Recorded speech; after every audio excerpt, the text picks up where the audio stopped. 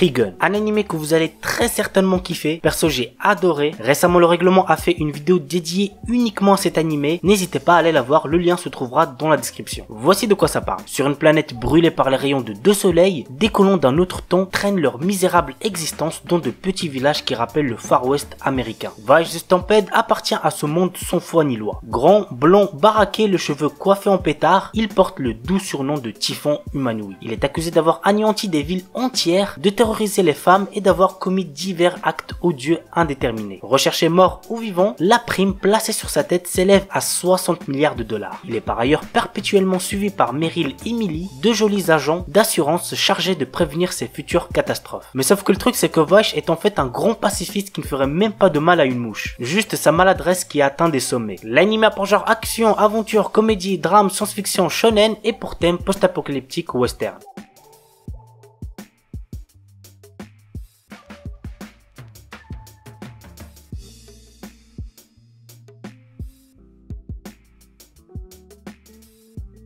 Eleven Eyes. Satsuki Kakeru a perdu sa sœur aînée il y a 5 ans de cela. Depuis, il tente de revenir à une vie normale. Il a aussi une amie d'enfance, Minase Yuka, qui va dans la même école secondaire que lui et qui depuis essaye de lui rendre sa joie d'autrefois. Un jour, le ciel changea de couleur, il vira au rouge et la lune devint noire. Tous les gens disparurent apparus. Depuis lors, Kakeru et Yuka luttent tous deux contre les monstres apparus à la place des gens et découvrent que 6 personnages seraient la cause de ce phénomène mystérieux. L'anime a pour genre action, drame, ecchi, fantasy, moe, romance et pour thème autrement de combat, harem, magie.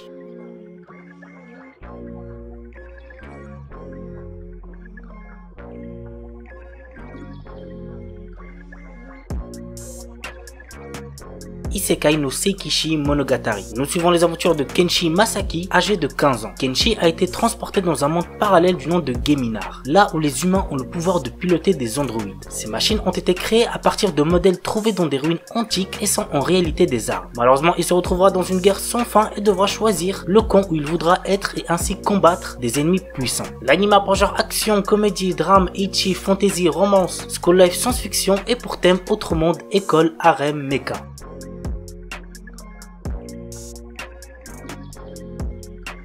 The Daily Life of the Immortal King. Wang Ling, notre héros, a développé depuis son plus jeune âge d'incroyables capacités. Cependant, afin de mener une vie ordinaire, ses pouvoirs sont confinés dans un talisman. Malgré cela, ses pouvoirs restent puissants et son doux quotidien est menacé lors de son entrée au lycée. L'anime a pour genre aventure, comédie, fantasy, romance, school life, slice of life et pour thème combat, école, magie, parodie, super pouvoir.